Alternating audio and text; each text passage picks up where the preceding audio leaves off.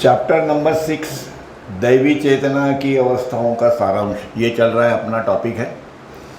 और इसमें जब भी आत्मा को आत्म साक्षात्कार हो जाता है 7th प्लेन के अंदर में, तभी उसकी जो 3 अवस्थाएं होती है, 3 स्टेट्स, उसके बारे में मैंने लास्ट टाइम बताया था। उसको तीसरी अवस्था से हम लोग फिर रिवाइज करेंगे उसको और आगे चलते हैं। यह तीसरी अवस्था जो है यह कैसी है कि इसमें यह जो गॉड रियलाइज सोल जो जितने भी हैं, जिसको हम लोग ब्रह्मीभूत या मजहूब या आई एम गॉड स्टेट वाले जो आत्मे जो है, जब भी यह धरती पे आते हैं मानव जाति के कल्याण के लिए, तब उनके पास जो अनंत शक्ति है, अनंत ज्ञान, अनंत आनंद, इसका वो इन मानव जाति के उद्धार के लिए इसका वो यूज़ करते हैं, उसका वो। और मतलब जो लोग स्थूल जगत में हैं उनको वह सूक्ष्म जगत में डालेंगे, सूक्ष्म वालों को कारण जगत में, और बाद में पूरा आखिरी 7th प्लेन तक उनको लेके जाएंगे। जो लोगों की तैयारी हुई है उनको वो ढूंढते रहते हैं, ये बात सही है। जो परमात्मा के प्रेमी हैं उनको वो ढूंढते हैं और उनको आगे आगे, ये विश्व का यह नियम है कि जो लोग तैयार हैं उनको आगे आगे बढ़ाओ, और उन सभी को यह आनंद जो है, जो ब्लिस जो है, उसका अनुभव आना चाहिए।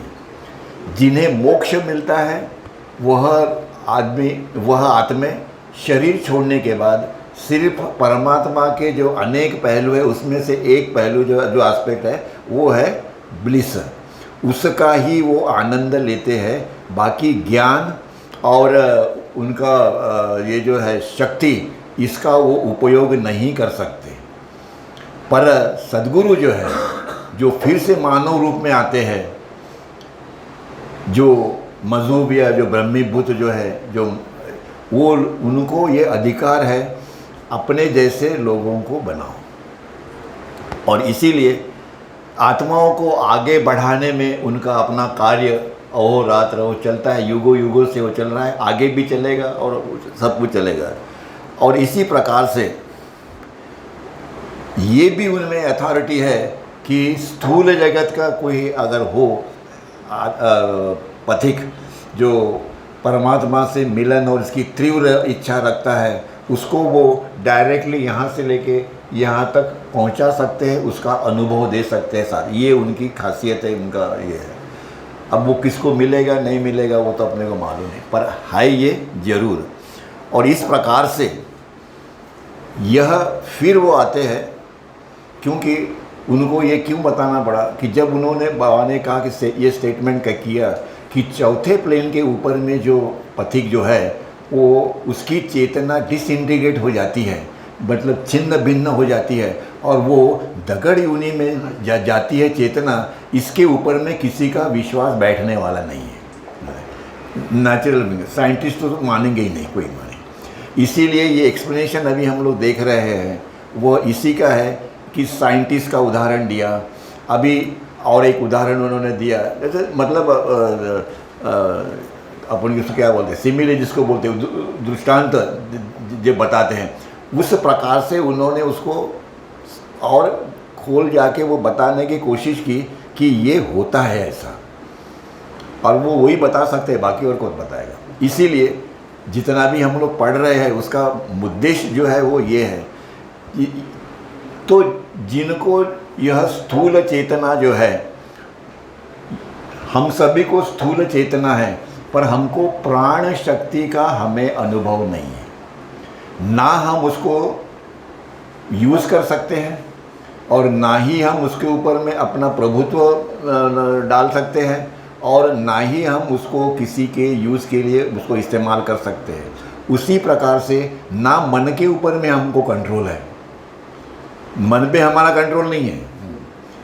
और यह यह स्थूल जगत का जो आत्मा जो है, पथिक जो है, उसकी यह परिस्थिति है, ना को इसको यहाँ सूक्ष्म जगत का ज्ञान है और ना ही उसको कारण जगत का ज्ञान है। पर इसके बावजूद भी आपको मालूम है आदमी कैसा है, उसको ये लगता है कि मुझे सारे ब्रह्मांड का ज्ञान हो गया। एक जगह बाबा कहते हैं कि लोग वेदों का अभ्यास करते हैं, उसको पढ़ते हैं, अच्छा है, कोई बुरा थोड़ी, वेरी गुड, पर वो पढ़ने से उनको ये लगता है कि मैं परमात्मा बन गया। यह उसका इंटेलेक्चुअल नॉलेज है, बौद्धिक नॉलेज है, यह उसका अनुभव नहीं है। अनुभव नहीं है, किताबें अनुभव नहीं देती, किताबें ज्ञान देती है, किताबें रास्ता बताती है, दिस इज़ द वे। और अच्छा है, पढ़ना चाहिए, सब ने पढ़ना चाहिए, पर ये नहीं सोचना चाहिए कि बस अभी मैंने सब कुछ पढ़ लिया है तो अभी मैं बन गया। ये मतलब अपने आप को धोखा देने जैसा है। हम लोग अपने को खुद को ही धोखा दे रहे हैं। तो बोलते ऐसे मत करो, जब तक सद्गुरु नहीं मिलेगा तब तक कुछ नहीं होगा।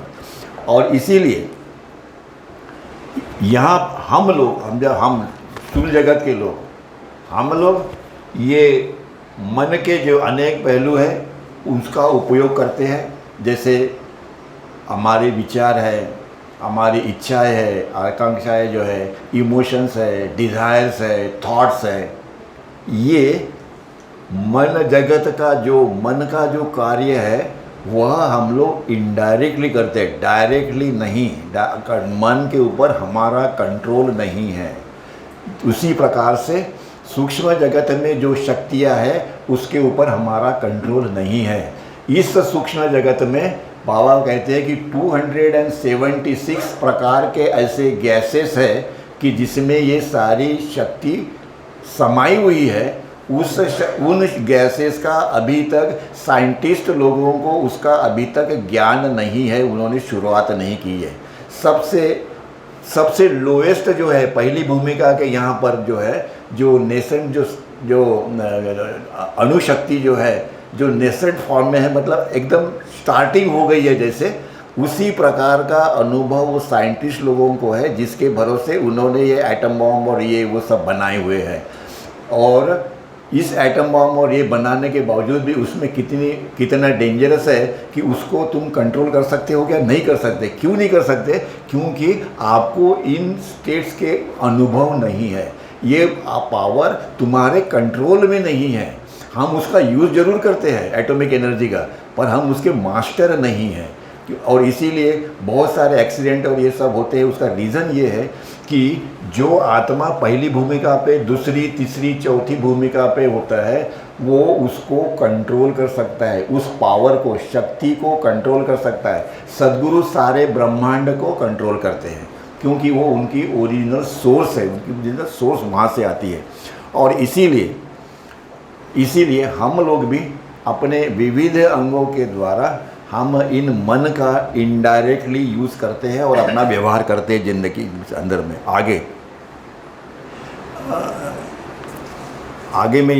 आगे में उन्हें कहा है कि सूक्ष्म जगत में जब हम चले गए तो यहाँ पे हम लोगों के अंदर में शक्ति तो आ गई, पावर आ गई, उस पर कंट्रोल भी आ गया, पर फिर भी मन हमारे कंट्रोल में नहीं है। मन चाहे उसका अच्छा यूज़ करे या बुरा भी कर सकता है या नहीं भी कर सकता है, कुछ भी हो सकता है। तो अभी भी क्योंकि हम लोग जैसे जैसे यहाँ नज़दीक जाएंगे चौथे प्लेन पे, तो ये मन जो है वह हमको प्रवृत्त करता है, प्रोवोक करता है टू यूज़ दिस पावर। तुम्हारे पास शक्ति है, उसको यूज़ करो। और हम उसको अच्छा या बुरा कुछ भी कर सकते हैं, या नहीं भी कर सकते, कुछ भी कर सकते, एनीथिंग कैन हैपन। तो कहने का मतलब ये है कि चौथे प्लेन जो इतना डेंजरस है कि बाबा ने ये कहा है कि सद्गुरु उसको कंट्रोल करते हैं, ऐसे जो पथिक होते हैं उसके। पर मान लो अगर उसको कंट्रोल नहीं किया बाबा बोलते, तो इसका ये मतलब नहीं है कि वो सद्गुरु का फॉल्ट हो गया या अवतार का फॉल्ट हो गया, ऐसे नहीं होता है। जो मूल लहर जो है परमात्मा की, ओरिजिनल विम जो है परमात्मा की, उस परमात्मा की ओरिजिनल विम के अंदर में ये घटना घटित होनी थी, इसलिए वो हो गई। और उसको वहाँ पे पत्थर योनि में वो चला गया। ये सदगुरु का फॉल्ट नहीं है, अवतार का फॉल्ट नहीं है, मानव रूप वाले, ये परमात्मा की लहर में वो था और वो होगा। फिर आगे में कहते हैं कि उस लहर में जो जो कुछ होने वाला है उसी प्रकार से होता है, घटित होता है। इसलिए बोलते हैं ना कि उसकी मर्जी के सिवा पत्ता भी नहीं हिलता है। उसके मर्जी के सिवा मतलब परमात्मा के गॉड, जिसको हम लोग अनंत चेतना बोलते हैं, गॉड बोलते हैं, अल्लाह बोलते हैं, जो भी अनेक नाम दिए हुए हैं। तो इसीलिए यह क्यों इम्पोर्टेंट है हमको, हमारे लिए जानने के लिए, कि हमको इससे मालूम पड़ता है कि परमात्मा क्या है। भला ही हमें अनुभव नहीं होगा, पर कम से कम हमको वो ज्ञान हो जाता है कि भाई रियली गॉड इज सुप्रीम। पर वो लहर के अंदर में अगर कुछ बदल करना होगा तो अधिकार वो अवतार को भी है, वो करेगा नहीं करेगा वो बात अलग है, पर अवतार जो है वो कुछ भी कर सकते, एनीथिंग जो भी उनके उसमें होगा। ये इसलिए बताया गया है उन्होंने कि आपको इसकी मालूमात होनी चाहिए। क्यों कि हम लोग कुछ भी पढ़ते हैं और ऐसा लगता है कि जिसने लिखा है वो सच लिखा हुआ है। हम ये जानने की कोशिश ही नहीं करते कि ये सच है या नहीं है, ये बता रहा है सच है कि नहीं है। तो अगर हमको ये मालूम हो, ये सब पढ़ने के बाद में मेरा अपना ये अनुभव है कि ये गॉड स्पीक्स पढ़ने के बाद तुम किसी के पास में ये पूछने के लिए नहीं जाओगे व्हाट इज गॉड, फिनिश। सदगुरु के सिवा कोई भी तुम्हें वो डायरेक्शन नहीं देगा जो अपने को चाहिए। परमात्मा तक पहुंचने का जो रास्ता जो है वो कौन बताएगा, वो सिर्फ सदगुरु बताएगा। और एक बार अगर आपने ये ठान लिया मन में कि yes this is the thing, तो उसके बाद में तुम्हारे अपने मन के अंदर में कोई डाउट नहीं रहता है, शंका एक नहीं रहती। और छोटी मोटी बातें जो रहती है ना वो अपना खुद ही इग्नोर कर देते, चलो ये बच्चों का खेल है, ख़त्म करो इसको, ये बच्चों का खेल है, ख़त्म करो इसको। रियलिटी क्या है वो ढूंढो, और उसके लिए सत्संग चाहिए, सुनते रहना चाहिए, उसको मनन चाहिए, और नहीं है तो पूछना चाहिए, और अपने तरफ से उसको और आगे बढ़ाना चाहिए। ये ज्ञान लेने के लिए व्हाट इज गॉड, जब हम उसको ढूंढने जाते हैं तो मालूम पड़ता है कि अपना जो सदगुरु जो है वही परमात्मा है। अल्टीमेटली अपने को वहीं जाना पड़ता है और अपने को बताता है who is God, what is God. और इसी प्रकार से इसकी उपमा मैंने आपको बोला था कि जो उसी उपमा बाबा ने दी है, और वो ये उपमा के अंदर बाबा क्या करते हैं, जितना टाइम है थोड़ा उतना करेंगे, बाद में नेक्स्ट टाइम देखेंगे। तो बाबा ने एक उपमा के तौर के ऊपर में बाबा बोलते कि ये है सूरज है, सन,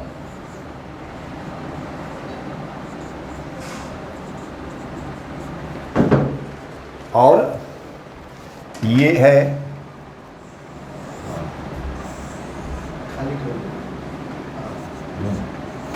ग्रॉस वर्ल्ड, ये है सटल वर्ल्ड, ये है मेंटल वर्ल्ड।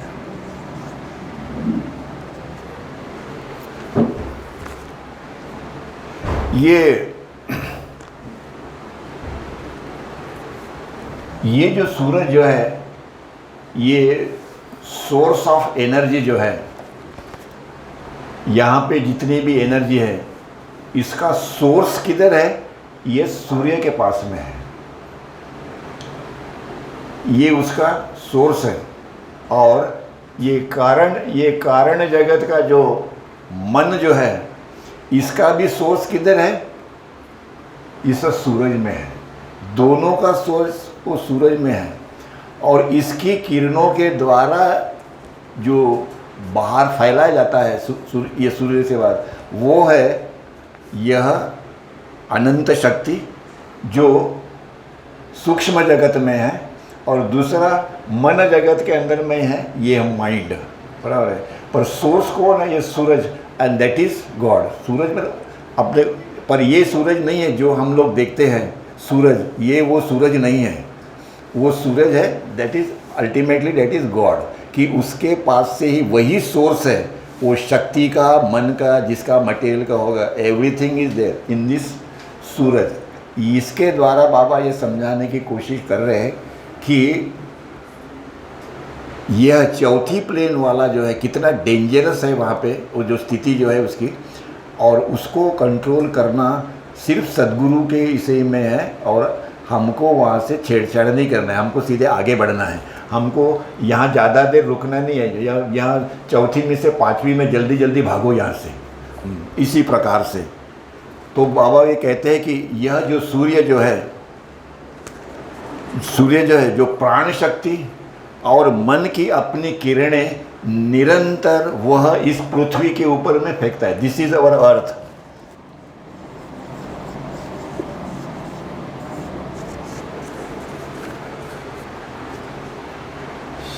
यह सिर्फ उपमा है, सिमिली है, वो समझाने के लिए। बाद में आएंगे हम लोग साइंटिस्ट के ऊपर में, उसके द्वारा उन्होंने कैसे समझाया हुआ है।